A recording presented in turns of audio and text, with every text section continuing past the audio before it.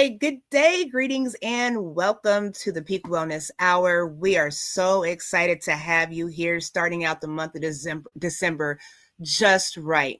We're so excited to have this conversation. We have a special guest here with us today, Miss Brianny Alverado. Did I say that correctly?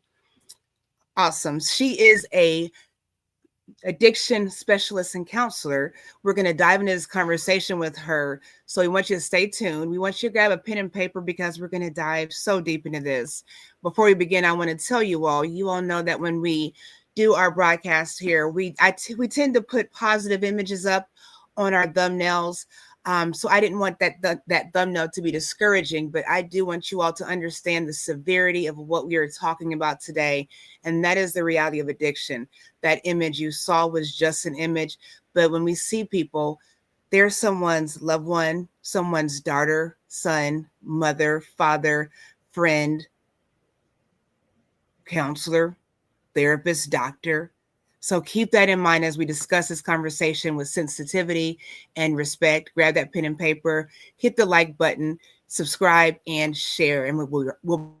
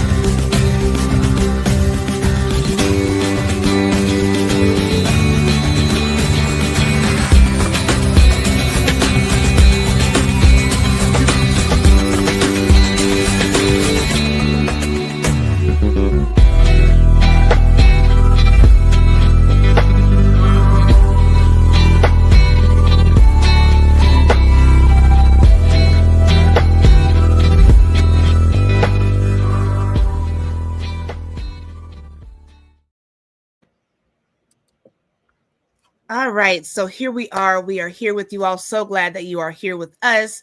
Again, if you're in the virtual building, please say hello in the comment section. We want to know you're here. Make sure you share this with a friend, even if it's on replay. I am not going to spend too much time talking because I had the privilege of just meeting this young lady that is here with us, Miss Brianny, and I know her and Edith are colleagues. So I'm not going to talk too much. I want Queen Edith to bring us in and introduce this young lady. Awesome conversation before we started. So I cannot wait for you all to hear what she has to share in encouragement and empowerment when it comes to addiction. It might not apply to you, but it very well may apply to someone you know. So let's have this conversation. Queen Edith. Hey, friends and family, it's exciting to come back your way. I hope you had an amazing Thanksgiving. All right. And we did remember to give thanks. We did remember to appreciate family and friends and everybody who's been a blessing in our lives. But above all, we did give thanks to God. Well, we gave you a break, and here we are again. It's Saturday morning. This is a serious topic, the reality of addiction. Many of us have suffered addiction in more ways than one. Some of us, we have been addicts in one way or the other. Others are family members. Either way, you're impacted.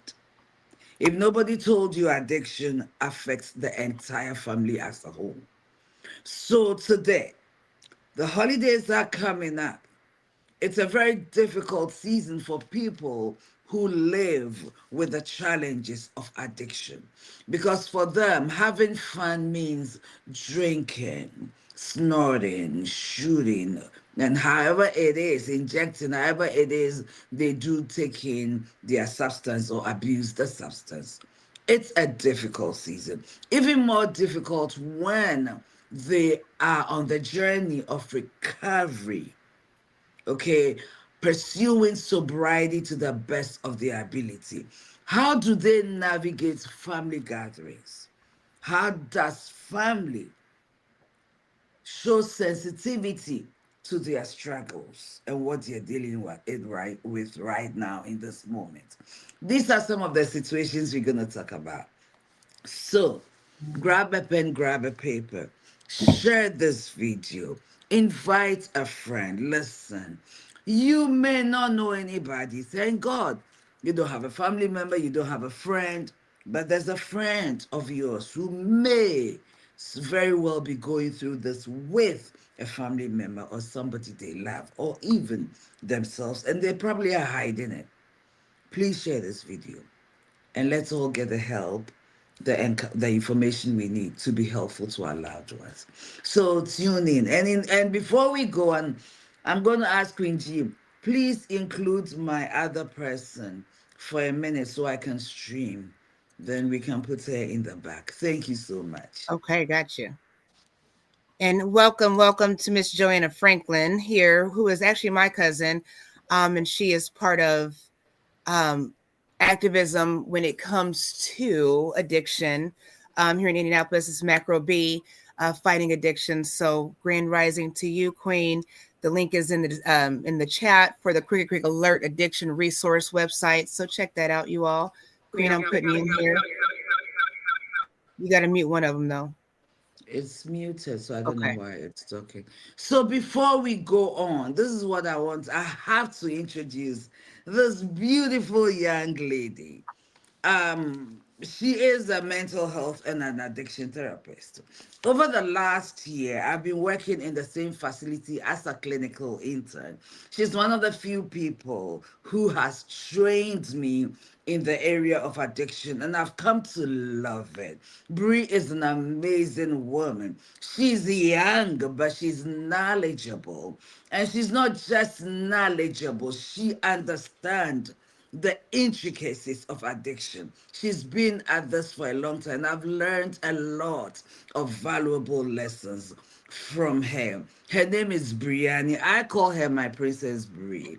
Okay, that's how I call her. So, but she's a queen in her own right.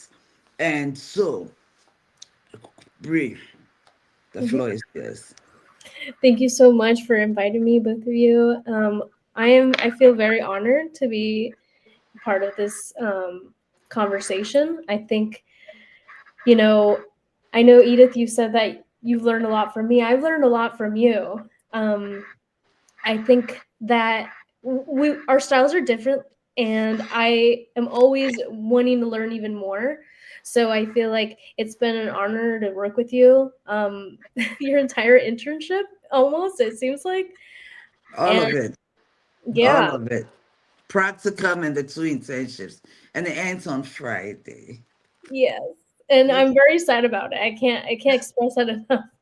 But Edith has been through my year of working with ICFR as a therapist, and has seen me actually practice EMDR, which is a trauma focused therapeutic approach that I think is more than beneficial to clients, but also, you know, we can always learn more approaches as therapists. And I think it's always good for us to continue to do our studies and try to freshen up.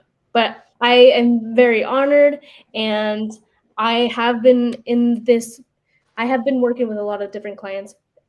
Early in my career, it was working with clients that had severe mental health, and then I transitioned as I, was finishing up grad school and my internship with the company that I work for now. But I think that this topic is very much needed, and isn't talked amongst a lot of us. And I think with the holiday season, it's a really hard time for everyone. Mm-hmm. What do Absolutely. And that's why we did want to have this conversation around this time. It's the holiday season, it's joyous and it's festive, but there are people that are really going through, and it's not as joyous for them. So it might, again, we don't want to make it seem like it's a downer conversation for the festive holidays, but it is certainly something to be addressed. And addiction, affects millions of people all over. And it's not just drugs and alcohol, it's, sex, pornography, Mhm. eating, but we're going to get down to the core of it. And hopefully we're going to find, you're going to here with this conversation. We want to encourage you, if you have questions or comments, please put those in the comment section and let's have a conversation about it. So, yes. Where'd you like to go with this, Queen? The question is this: what is addiction? And I have something I want to read here. It's from the book Introduction to Addictive Behaviors. Okay. And I'm reading something about the United States history of addiction. It says that addiction to alcohol or other drugs has consistently been viewed as a hybrid medical moral affliction. Okay. It says that this remains true today. Despite 65 years of the American Psychiatric Association's recognition of substance related conditions as mental disorders and the ASAMs, okay, addiction is a primary chronic disease. So, first of all, it's seen as a disease. There's also a genetic factor to it and a moral factor. So it's a hybrid, a disease, a moral factor, a moral situation, and also a genetic situation. Okay, this is what I have written about addiction. I'm sorry. I'm sorry. I'm Right. sorry. What is addiction? Okay, basically, what is addiction? In the simple man's terms. Okay, for me, it means that doing something like abusing substance, okay, abusing substance so much so that when you decide to walk away from it, your body withdraws. Okay, it's not something you can walk away from. Your body feels that it is missing that substance that you have consistently used over a long period of time. So when I talk about substance in this conversation, though there are other addictions such as porn addiction, gambling addiction, which is becoming a big thing now, the DSM, which is the Mental Health Bible, is actually considering. I think it's a big deal now in DSM, right? Mhm. It's categorized in the DSM. So gambling, I said porn. So porn and sex are related. Shopping Mm. addiction. In this particular instance, we want to focus on drugs and alcohol. Okay, there's so many different levels of the kinds of drugs. Okay, and alcohol, we know there's a variety of alcohols. You've taken these things so much so that the day you say, oh, today, you can't just say, today, I'm not going to take it and be okay. That is when it has become an addiction. That's when, in fact, you must seek help before it gets there. But at this point, you are beyond, you need to get help. And there is help out there. Okay. But today we want to focus on the holiday season. It's coming up. How do families, friends, loved ones, and the recovering addicts navigate this holiday season? Because it is a huge trigger. I'll leave the floor to the ladies. I think I want to bring up something that I think of the holidays is boundaries. And I always ask my clients, like, what are your boundaries? Because sometimes they seem a little bit fainted, the lines that we draw with our family, with our significant others, friends. It's almost blurry to the point where we don't know, or we like to tell ourselves what we think is good in those relationships, but then we don't stop and think that maybe it could be a trigger for me to continue to have those relationships that only lead me back to using. And I'm heavy on boundaries and teaching it. And I just think that it doesn't get discussed as much. It's a topic that a lot of people tell us, oh, because they're your loved ones, because they're your friends for X amount of time, you should continue to have that friendship. I mean, how many times have we had to let go of some friends because of things that they did to us? Mm-hmm. Right? I mean, we shouldn't stay in those relationships just because of the blood that we're connected by, the long history of years that we've known the people Mm-hmm. that are our friends.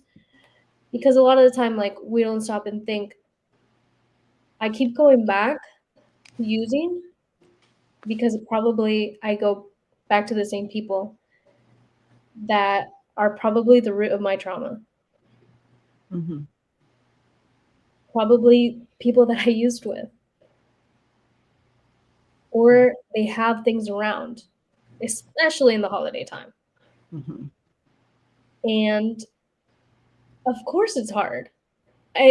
To not go to family gatherings, and because we might feel lonely, but also because we think of, are we disappointing our family members if we don't go? Mm-hmm. And I think that's why it's so hard to maintain the boundaries even after you do a program of addiction, because Edith did point out, like, at one point you're going to realize, like, I can't do this on my own. Mm-hmm. And alcohol is like the number one that if you withdraw, or if you're using a certain amount, you can die. Mm-hmm. That's the only substance that you can actually die if you try to withdraw on your own. And before you go in, I'd like to add that, and it is legalized. So that's a factor. It is legalized. Okay, everywhere in the world. And it's in every commercial. It's everywhere. In advertisement, right? And it's going to be there for the holidays for some people. Mm-hmm. And sometimes those are gateway things to using other substances. Mm-hmm. Some people, it starts out like that. Or it starts out with smoking. Some family members smoke together or have, cannabis around. So, and that leads them to wanting to drink or other kind of substances, but it's really hard to set the boundaries with some people. And I think that something that we try to do in treatment is talking about your triggers. Some people, oh, you wanted to? I was gonna say, can you dive into just briefly triggers, because a lot of us, people are always triggered. You're triggered in traffic, you're triggered at work. Can we talk about triggers as it relates to addiction, so that people, especially those that have loved ones and family members and friends that are dealing with that don't understand those triggers, what does that look like for addiction and different types of triggers and how they work with the chemical and the mental and all that? And yeah. Edith, both you and I can add to things. Yeah, I will. Well, you want to give a background of? I can tell you what we go through when we try to evaluate triggers. So I try to prepare my clients for maybe early warning signs. And early warning signs, I always say, what is your body telling you? Sometimes we don't pay attention to the reaction in our body. Our heart is racing. Maybe our hands are getting really sweaty. Maybe we're noticing a change in our face. Like, sometimes it gets hot or clammy.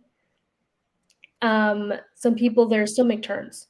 So those could be little warning signs, or it can also be intrusive thoughts or thoughts in general that are telling me, maybe just wondering, or if I just smoke a little bit today, just today. So it's some thoughts that are telling us maybe we're falling out of our recovery and we need to reevaluate why we want to stay in long-term sobriety. Mm-hmm. So paying attention to the little cues, our body, our thoughts, and then what we do after we have those intrusive thoughts is going to be very important. I always mention, okay, when you have these warning signs of what your body is telling you, what are you going to do? Mm-hmm. We always like to tell everyone, use your coping skills. Before you get to the coping skills, you see, our triggers are as uniquely as we are, as unique as we are as people. There are some common things that could be triggering for many people. Mm-hmm. It's common things. But the truth is this is where being mindful.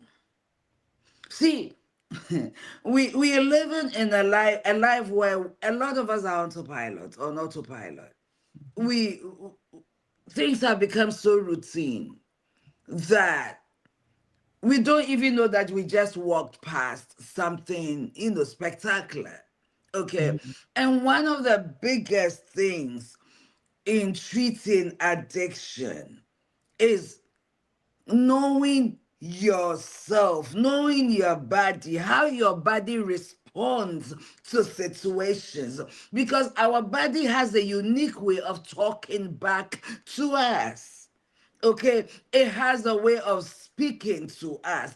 So before you even realize what some people have been in addiction for years and they really don't know what their true triggers are. Mm-hmm. They don't understand what craving is. They think that craving is just feeling like I want to drink alcohol. Sometimes craving is very subtle. Craving is I'm uncomfortable in this room. Craving is craving is I'm jittery. I'm itchy. You these signs come and you don't even know it's a craving. Little by little, consistently, ultimately, it's going to lead you to that bottle. And before we get into that, what is one of the factors of addiction is to numb. There is a feeling, there is a pain, there is a situation, there's something that we don't, a thought that we don't want to think about, we don't want to process. It keeps coming at us so strongly. And so, in order to avoid it, we drink it or we snort or whatever it is we do, okay? We take that. And when we take that, you know what? It calms us. We don't have to think about it. You are half awake, half dead, or half awake, half asleep. Life feels good. Okay? And triggers are not always bad. You are at a party, you are having fun. Right? We are having fun. And for you, your body associates fun, company. That's why the holiday season is a big deal. Having company, hanging out, as it's a trigger to drink. Mm-hmm. Okay, so before even we get to know our triggers and we delve deeper into our triggers, you need to be mindful of your body's language to you. What is your body telling you? Mm-hmm. You have to know it. You have to take the time to get to know yourself. Okay. All right. Thank you. Because because a lot of the time, I always like to think the rushing heart rate or Mm. the thoughts, they're there for a reason. Mm-hmm. They have a reason why I'm feeling anxious. And I have tried to work with people on viewing anxiety a little bit different, not as the enemy. It's not the enemy. It's to help us, because a lot of the time it's trying to tell us something. It's trying to tell you, hey, listen to your body. I'm trying to tell you something, and that is you should probably have these conversations internally, journal about why is it hard when I talk about X, Y, and Z? Why? Because we do group settings. A lot of people get anxious when they're in a group. or bringing up the past. And like she said, triggers can mean of the past. They can be flashbacks. They could be identifying our people, places, and things. Those could be triggers. When we use and we remember, oh, I remember drinking from this bottle. Now, every time I look at this bottle, it's a trigger for me. Mm-hmm. I've had clients that have mentioned, okay, if I eat these type of chips and I see them again, I'm going to associate it to when I was using fentanyl. So triggers are just there's just so many for different people. You cannot tell someone like these are your triggers, but a lot of the time it's we're filling a void. And I have a poem. It's really quick. Go ahead. It says, I was never addicted to one thing. I was addicted to filling a void within myself, with things other than my own love. And I think that was so powerful. That's deep. Yeah. I'm feeling the void with alcohol, with substances, because of the pain that I'm going through. That I don't want to talk about. A lot of us are not comfortable to talk about. Why am I in pain? Because there's something deeper within. The root cause of leading us to use. And sometimes it's not one thing. It's risk factors that have connected, and now it's a chain of that have built up to be getting us into depression. And then we are using, because that's the only way we feel like ourselves. So we tell ourselves, right? Yeah. You were touching on coping mechanism before I interrupted you. So and why I was touching on coping mechanism is because I always tell them, know your triggers, understand them, understand your body and how it's reacting. Because if we know that, then we know how can we use coping skills. And I always look at situations. I'm big on CBT. So I always look at the situation. How can we manage the situation? And so we brainstorm coping skills. Breathing, we do box breathing. Because I do EMDR, I do like butterfly tapping or 5, 4, 3, 2, 1, things you see, hear, and touch, taste. And then there's just so many breathing exercises that I would take a lot to list, but I think we take breathing for granted sometimes. Because when we're struggling with anxiety or we're hyperventilating sometimes with anxiety or panic attacks, that it's not circulating. So then we're not getting the oxygen flow throughout our body. So then we stay here. And that's why some people, because of the energy flow, have to go to the hospital, right? But there are different breathings. I always like to do the box breathing for people that are starting to work on breathing work, which is you hold it in, you inhale through your nose, and then you hold it for 4 seconds, and then you exhale for 4, and then you hold it for 4. But it works differently for everyone. So I always say, okay, let's look at the coping skills. Coping skills are tools that you can use when you're starting to notice the warning signs. You're starting to notice within your body that something's not right. I'm not feeling like myself right now. So then I'm like, when you pay attention to the little cues that we work on, use your skills early. Because there's no bad in using them early, right? I was like, when you're struggling, sometimes you get ahead of yourself when you're like, okay, I've already made up my mind. And Edith, I know we hear this a lot, where a lot of people are set on, I don't want to be here, or I just need one drink and I'll be fine. And yeah, we've dealt with grown people crying just because they want weed. Like they have to get out of there and get that weed. Like crying tears. It's we underestimate the power, the strength of addiction. That Mhm. is why one of the the therapies we do is the ACT therapy, acceptance and commitment. You see, and we have to accept that we can't control this. We really can't, because once again, when you talk about neurotherapy or neuroplasticity, your body has adjusted itself to living with the substance. Okay, your whole body system has adjusted. It's become part of it's ingrained inside it. It's become its DNA, so to speak.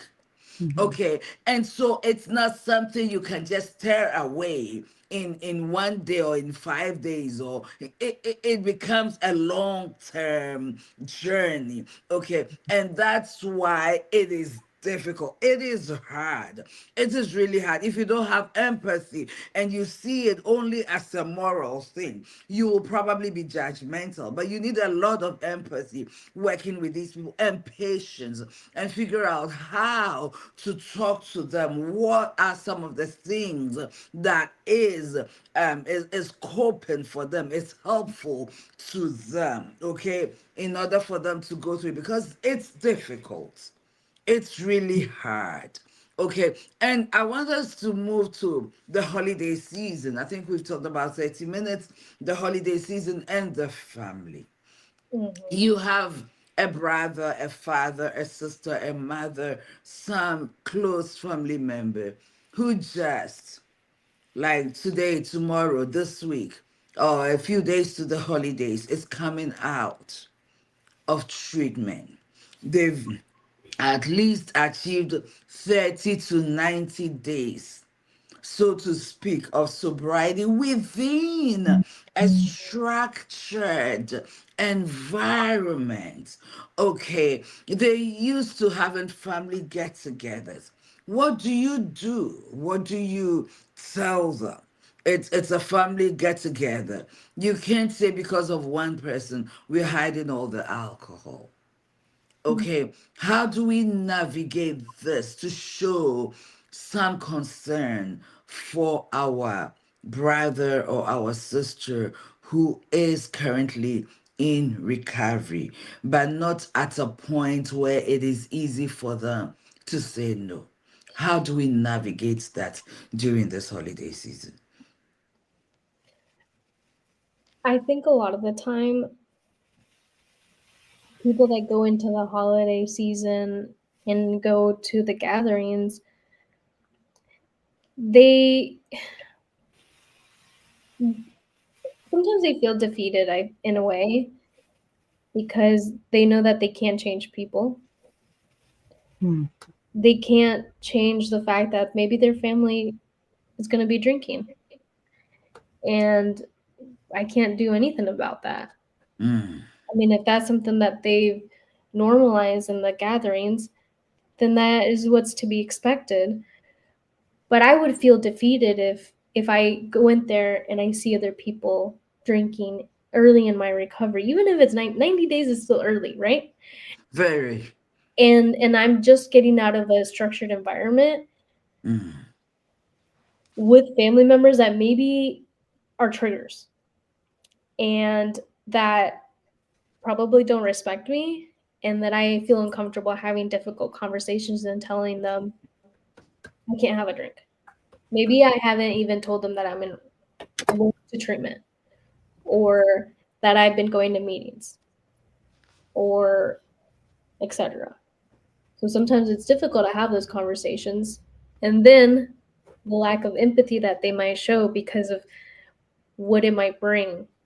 Like, now that they know, or if they don't, if I tell them, that I'm in recovery, then they view me as a certain type of the stigma that comes with it.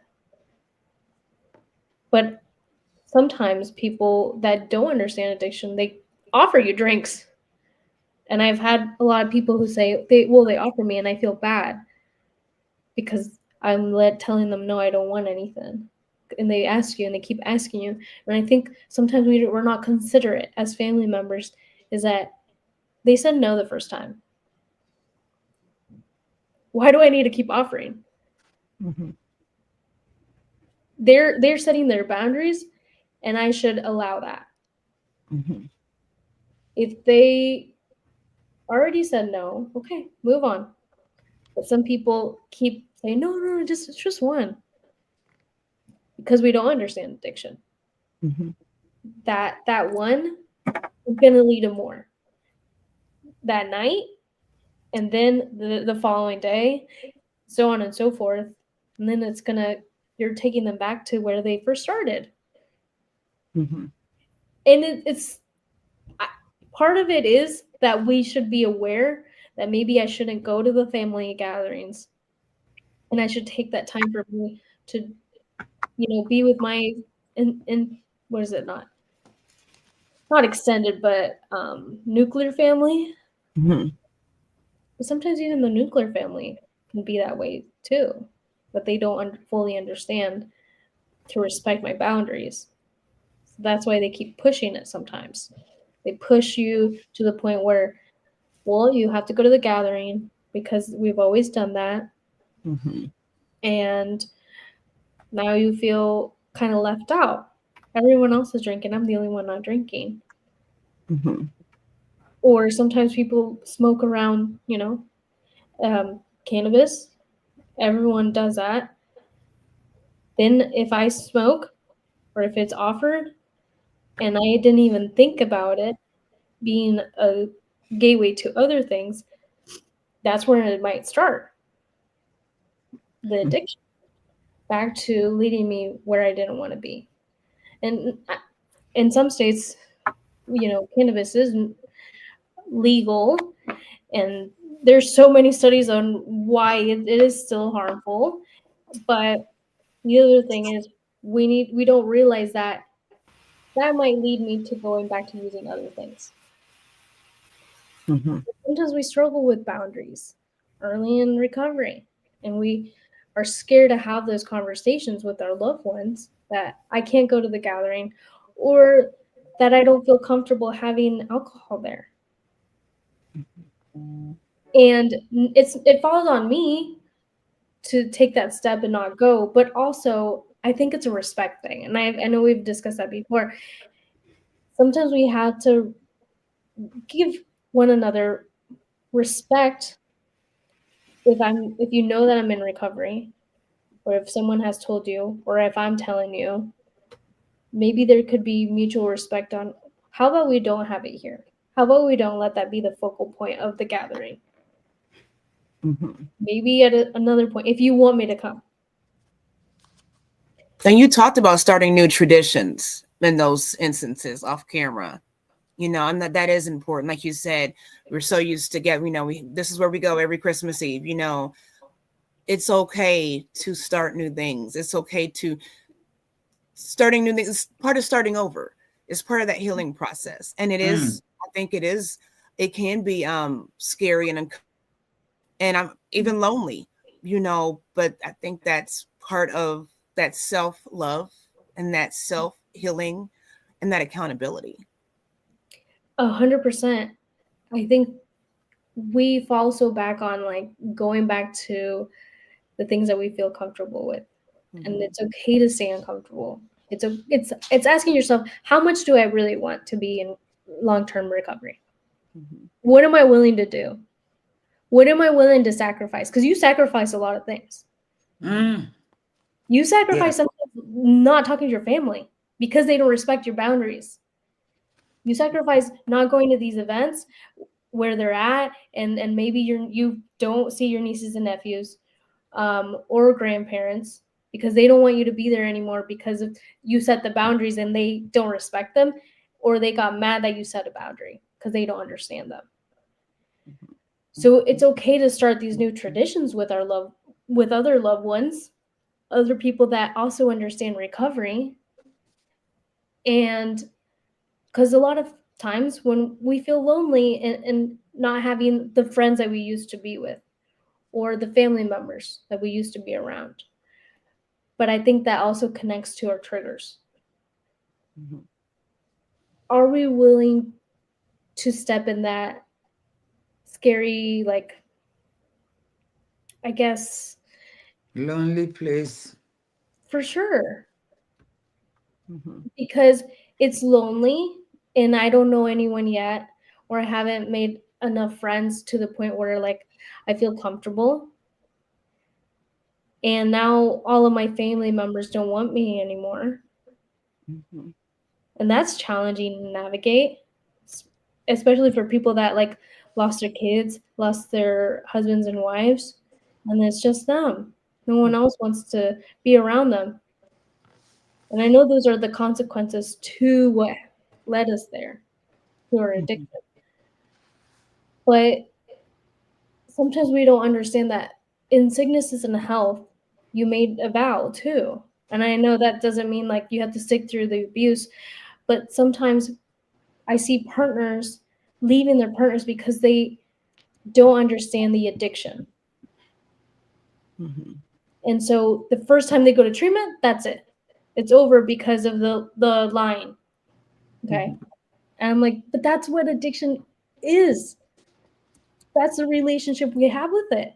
It's a toxic relationship for sure. But I think if people can go to these meetings for loved ones like Al Anon, they can try to understand them and put themselves in that situation because there's so much that connects with addiction. Mm-hmm. Not just something that we want to have. Why would somebody want to have an addiction? Mm-hmm. It's the circumstances, it's the genetic factor that led us to struggling. Mm-hmm. Traumas. And I always like to think like we don't want to have this problem. There's just a lot of different circumstances that have arisen that led us to it. But I think we talked about this earlier. Like when you start in your early recovery, you can make those new friendships. You can make those new traditions. And sometimes the hard thing about it is walking away from those we love because they don't respect us. Mm-hmm. And there are part of our people, places, and things that we need to get away from, Mm-hmm. especially in the holiday time. I always like to say, well, is it something that is going to affect you? Being around your loved ones? Can you have a trusted companion? And Edith and I have talked about this with people. Perhaps you want to go to these family gatherings and you know that there's going to be alcohol or other substances. Then how about you take a trusted companion that in the moment you feel that your body's telling you, I need to use, or I don't feel comfortable being here, you can take someone that you truly trust that will hold you accountable and tell you, how about we leave? Because if you don't have someone, then you might use. Mm-hmm. And then you're just, everything that you have worked so hard for is going to be having to have a restart. Mm-hmm.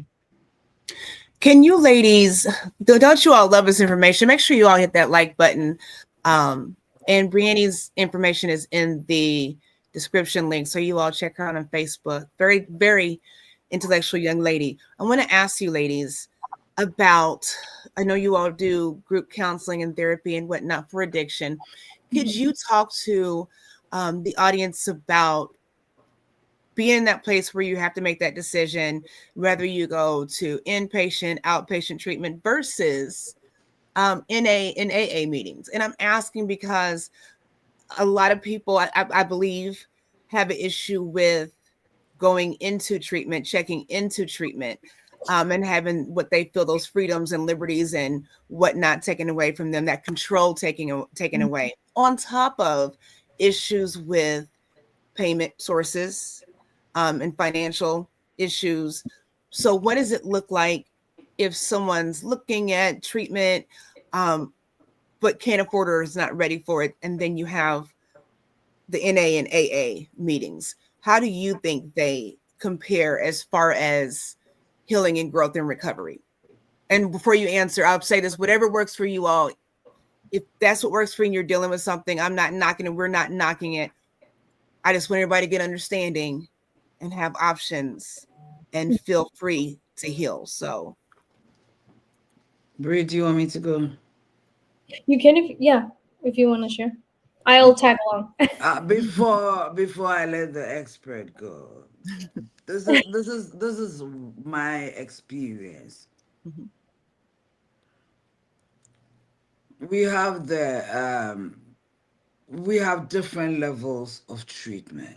Okay, there's that top tier, which is hospitalization, like you are you got into trouble, or you got so drunk, or something happened and you're taken to the hospital. Okay, right? And then there's the psych ward unit where you really, really, really need some medical help. Okay. And then we are at the third level. Okay. The third level is detox, where you need time to detox the alcohol out of your system, or whatever, whether it's the cocaine and all those things. You need time to get it out of your system.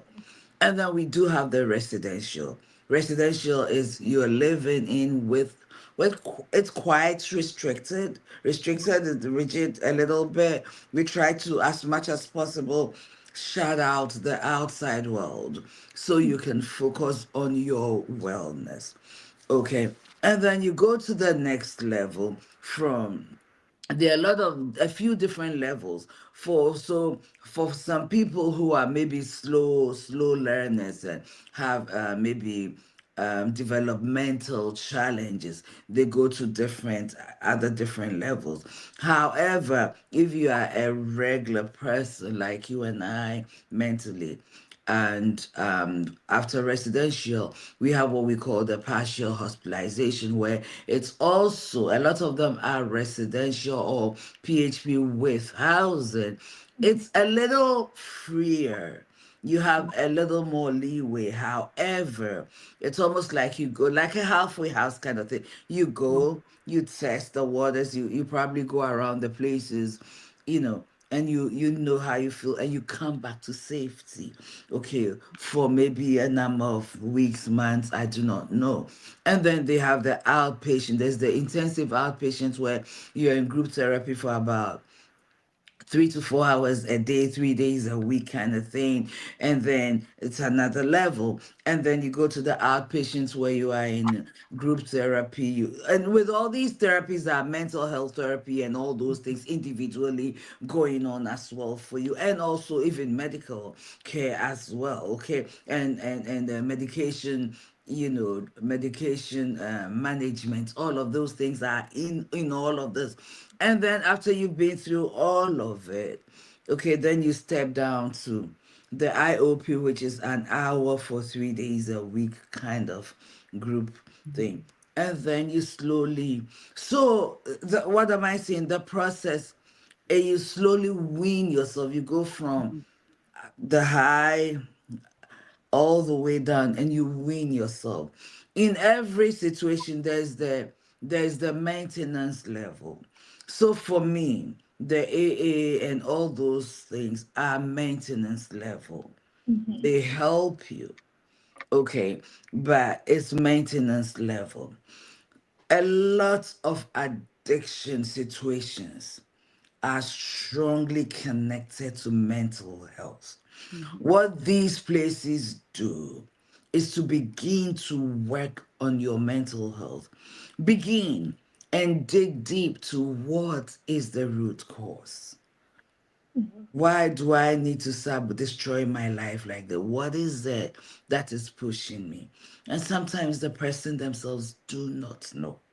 But together, we explore and we find it and we help you. Once we get to what we believe and what you agree could be the issue, we work there. We stay there and we work there. Okay. And once that begins to feel better, sometimes it's the things you tell yourself, right? And you ask yourself, why do I say these things to myself? Where am I getting it from? Okay, we work there. So not everybody has what it takes to go through these.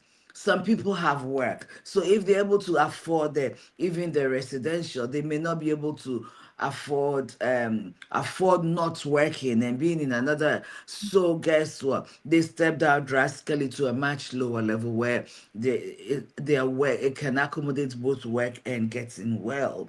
Okay, all of those situations. But if you have what it takes, if your insurance can cover it, then we say take advantage of it because there's a science. There's a science behind it and it works. Alebrigo. And touching on the affordability, sometimes people can't afford it. I will say there are more facilities that are offering, um, you know, Medicaid and Medicare. I always struggle to know the difference, but they are offering opportunities for people that have that type of care, not just private insurance, to get help. Okay, so and sometimes people have to do private pay because their insurance doesn't um, like cover it enough, or they won't meet their deductible, and then they have to pay a certain amount. I can't say how much, but there's been times where people can also do payment planning. So you have to ask yourself, how badly do I want it? And am I willing to research places that take my type of insurance? Um, or could I put myself on payment plans? Mm-hmm. So all of these things, obviously the billing department at any facility is able to help you with how can I pay for their treatment. Because if you ask, you might know a little bit more things or financing opportunities. Sometimes there's scholarships too. This is not talked about a lot, but and I don't know if they have too much information on getting scholarships for treatment outline like online. And I might try to find information on that so that I can give you guys that. But there are scholarships where they give to clients that need help and don't have the financial needs to get it the type of help that is best for them. Because when you are looking for the highest level of care, it's going to be more expensive than as you're going to PHP, IOP, or outpatient. Why? Because, like Edith described, if you're at the hospital, you're going to be paying more. And then if you're in a detox level of care, which is the next step, you're also getting like 24-hour care and medication management. Residential is a little bit less because you're not meeting people every 24 hours, like medically. You're still getting checked on, but it's a little bit more of medication management, and you see the provider once a week. In these level of cares, you will still see a therapist and a case manager or social worker once a week, but we are heavy on groups. Why? Because they're effective. They're scientifically proven to help clients on working with their addiction, not only because do they learn from each other, but they also learn a lot of information in those groups that they wouldn't have that Mm-hmm. if they were going anywhere else. And I think it's very helpful just to say that maintenance wise, once you at a place where you know you feel a little bit more comfortable on your own, is that IOP or meetings. And I know we said NA and NA. I also like to encourage clients to do smart recovery. Mm-hmm. It's capital SMART and then recovery, online and in person. The other thing, the other thing and reason why I like this type of meeting is because you work on a handbook that is focused on therapeutic approaches. So their goal is to work on exposure therapy through the meetings. So this is where it comes with the trusted companion. If you want to go to the grocery store, sometimes you might have to take a trusted companion. So that's their way of doing small exposure therapy with people in those groups that you go to. Okay.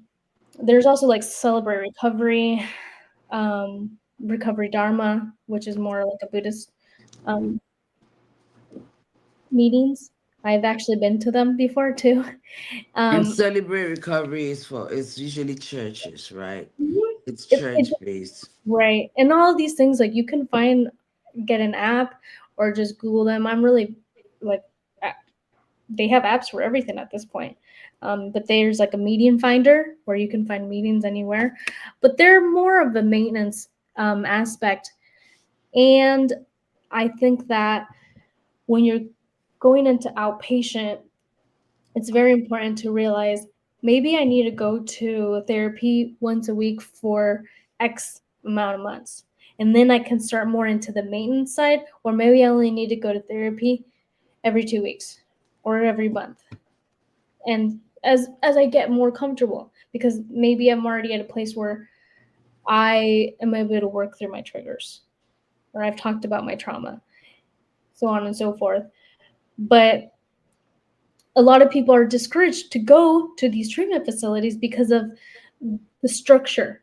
We don't, a lot of places, and I'll say a lot of places because not all places take away phones, but the majority of inpatient facilities, they take away their phones. Meaning we want to make sure that the outside world is not a focus of ours as we're getting help and getting healthy.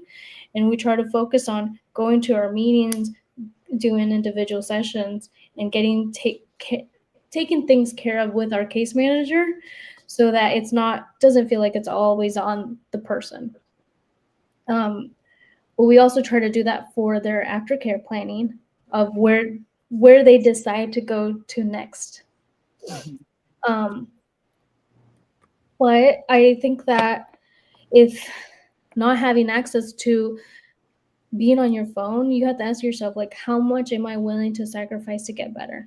Mm-hmm. Maybe it's a month, maybe it's 2 months. Well, that doesn't mean that you can't have special accommodations. There's so many times where people get special accommodations where they have, they FaceTime their loved ones or call them every day while they're in treatment. These things can get accommodated if you ask for it early on. But you also have to realize sometimes I need to step away from that and put myself first. And I know as what when parents come in, when their kids are very young, like sometimes they can't let go of that, and they want to be checking in on how they're doing, or they feel stressed because of the caregiver that's with their kids now. They don't know if they're okay. So it can be very challenging, but I think that, in order for our kids to get the best version of ourselves, we have to make sure we can do everything possible to let them have the better version of me. So maybe it is working through 30 days or 60 days of getting the help I need and limiting how much I talk to them. I love it. Oh my God. And we do check in with families. Every week, the therapist calls the family and gives them updates, and they get to talk. They have phone call days, a number of days a week, a number of minutes a day during the days, and they get to talk to them. But it's not like you are constantly on your phone, which is so. Mhm. It's not you're totally neglected. You don't see it's not a prison. Mhm. It's absolutely not a prison. Yeah. And here's the thing, a lot of people don't realize is that the doors are unlocked on our end. Like if you wanted to get out of the door, I mean inside, once you're inside, you can always get out. When You you're just out, can't come in because for protection purposes. Yes, but That does sound People looked. can always leave if they want to, but now, like, the circumstances that they want to leave is not always for their, it's not in their best intent to do so. Like, sometimes they're still taking medications that need to be tapered off. And so it's not medically recommended. Or sometimes it's like outside factors. So that's why we try to limit the amount of use on their phone or calls sometimes they get, because we try to make excuses, and we know ourselves more than another person, is that we might make excuses of why we don't want to be getting help. We're creative people, and we know excuses like the back of our hand that we're going to try to get ourselves out of it. But I think that there's freedom in a way, because you can always make sure to talk to someone if you want to not be in group that day and something's triggering you. You have the freedom to advocate for yourself. But the groups that we do, I think it's to help them start thinking and turn the wheels so that they can process it in individual therapy, because a lot of it is things that they've never talked about. And so we try to plant seeds for the next step in their life. I love it. I love it. I wanted to add too, for those that we talked about family and gatherings, and when we are aware of loved ones that are dealing with addiction, it is tricky to address it. I want to encourage you all to look into getting naloxone or Narcan. That's what it looks like. I'm going to show you. I don't know. It's in a box. Let me see. I'm going to open it. The This, light is reflecting. it So. is. This came from, I was from the VA hospital. The VA hospital is the only physician group that I've seen where physicians are prescribing naloxone to people that are coming out of like surgery situations, you're on Vicodin or whatever narcotic, and it's a lifesaver. I know my cousin Joanna Franklin, who is the chairperson of Crooked Creek Alert of Indianapolis here. She handed them out. And at first I thought to myself, I can't be driving around with all this naloxone in my car. Somebody might think I have a problem. Let me see if I can make it a little better. God forbid I get pulled over and I've got all this naloxone in my car. But it's really small. I don't know if you can see. It's really small. It's a nasal spray, and it's a lifesaver. You see somebody, doing nursing, I've talked about this before, on the streets, driving around, you'll be surprised in the daytime how many people you see on the side of on the sidewalk, passed out. You don't know if they're alive or dead. And what we don't want to do is judge. We don't want to say, well, this, and I don't want to be derogatory, but this is what happens. These, this head, this meth head, crack head, pot head, we have to stop using the stigma. It's always funny and a joke, on stand up, but it's reality. And no one wants to say, hey, I have an addiction, I have a problem, I have a disease, and be looked at as a crackhead or a pothead or, so have some respect with that. If you go, again, I put it in the comment section. If you go to the Crooked Creek Alert website, there are resources on there for addiction, information and all kinds of stuff like that. Resources to get naloxone. I think it would be a great thing to have.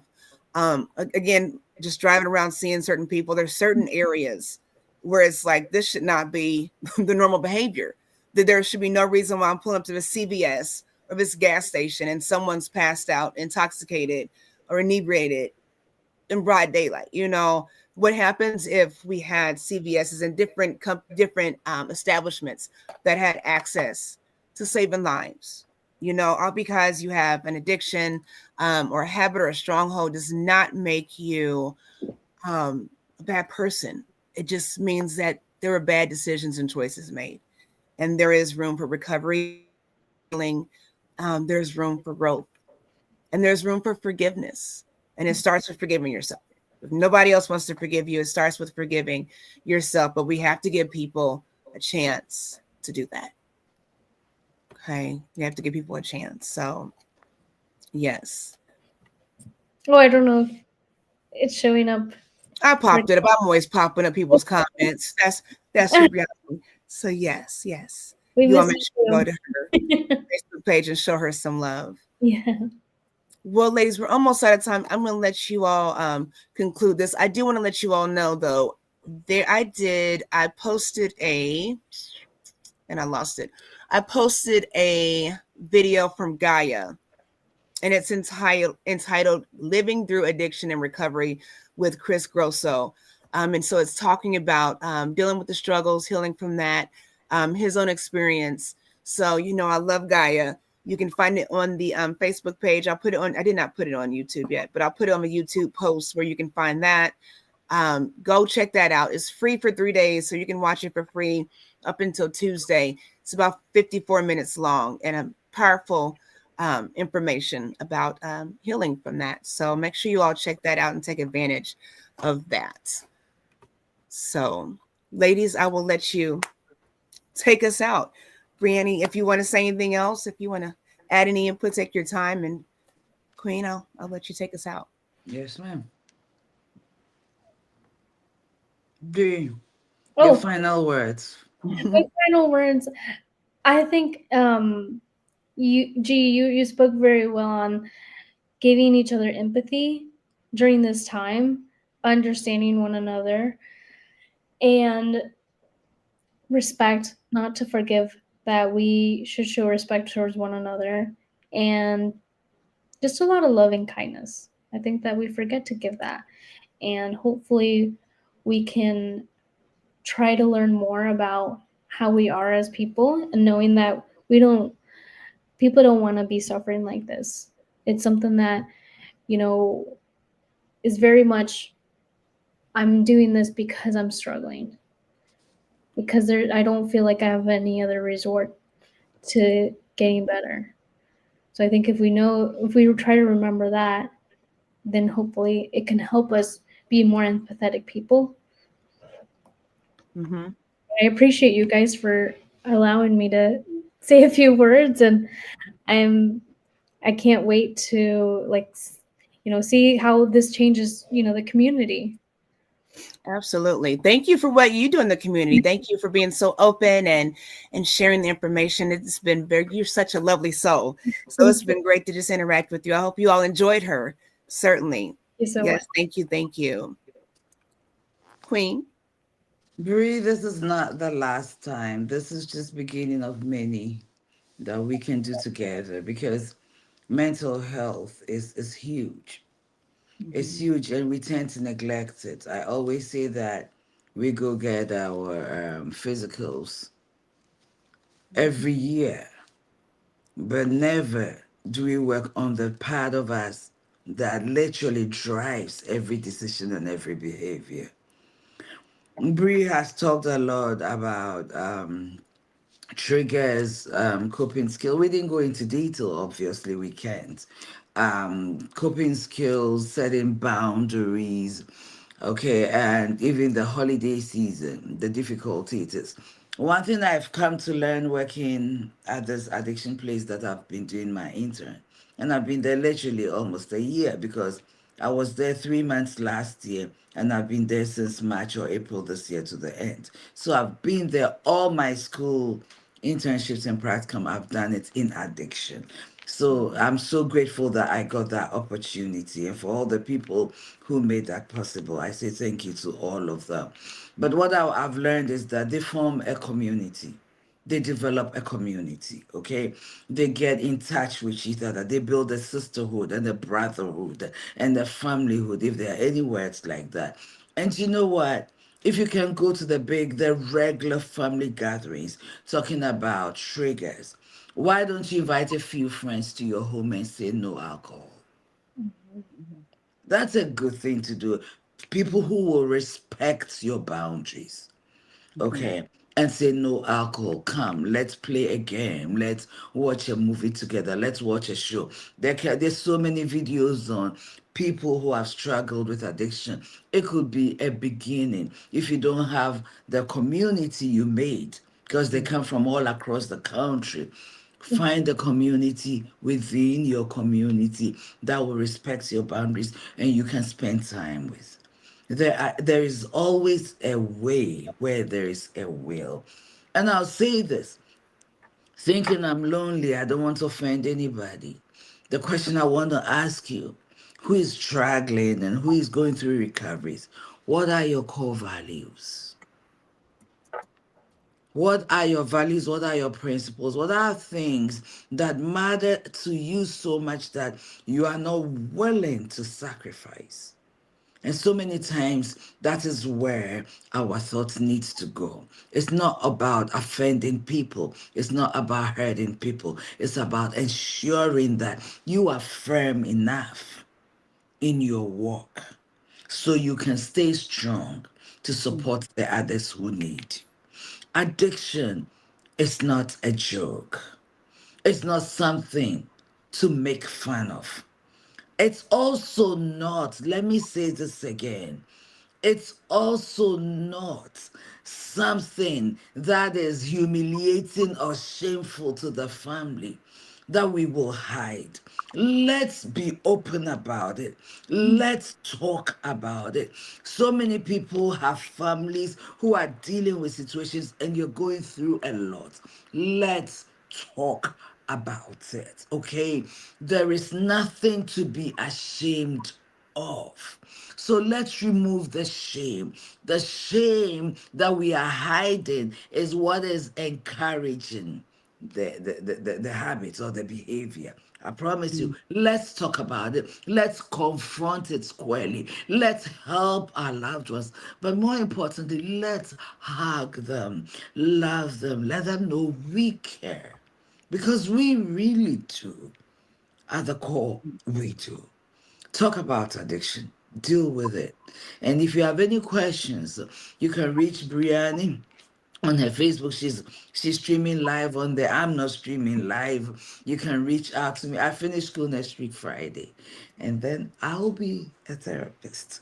I am so excited for this journey, Bri. Thank you for being a part of my journey. Friends and family, as you prepare for the holidays, know that your friends and family who don't want alcohol, who can't have it around them, what are you going to do? What are you going to do? Thank you so much for joining us. Until we come your way next time. If you have a loved one who needs senior care, this was brought to you by Peak Home Care Associates. Peak Home Care Associates, located in Noblesville, serving the general Indianapolis area. We have room for new and more clients. Reach out to us on the in the through the information on your screen, through the website, email, or also on the phone number. We'll be glad to help you, whether it's respite care, whether it's hourly care, whatever care it is, whether it's even sitting with your hospice family ones. We will be there to support. We love you, appreciate you. Have an amazing time. Thank you again for joining us. Thank you. Special thanks to you, Brianny. Hope to do this again with you real soon. You all tune in next time. Until then, peace, love, and blessings.